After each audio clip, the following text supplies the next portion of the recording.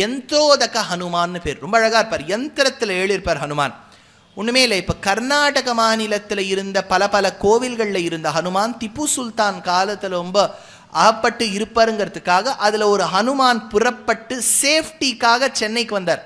நீங்கள் சான்ஸ்கிரிட் காலேஜ் பக்கத்தில் ஒரு ஹனுமானை பார்ப்பேன் இல்லையா, அவர் மைசூர் பிராந்தியத்திலேருந்து வந்த ஹனுமான். அந்த ஹனுமான்லாம் பார்த்தேன்னா இப்படி இருப்பா, இப்படி அப்படியே ஹனுமான் மாதிரி என்னால் காமிக்கலாம் முடியாது. இது பக்கம் முகம் திரும்பி இருக்கும், ஒரு பக்கம் இப்படி கையை வச்சுருப்பார். அவருடைய புச்சம்ங்கிறது மேல் பக்கமாக இருக்கும். இதெல்லாம் இருக்கு இல்லையா, இதெல்லாம் இந்த மத்வ சம்பிரதாயத்தில் இருக்கக்கூடிய ஆச்சாரிய வரியர்கள் ஏற்படுத்தினது.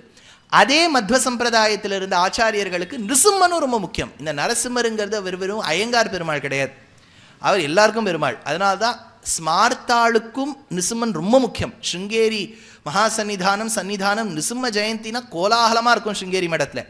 காஞ்சி மடத்துலையும் அவ்வளோ முக்கியம். அகோபில மடத்தில் கேட்கவே வேண்டாம், ஆலோலன் நிருசிம்மன்.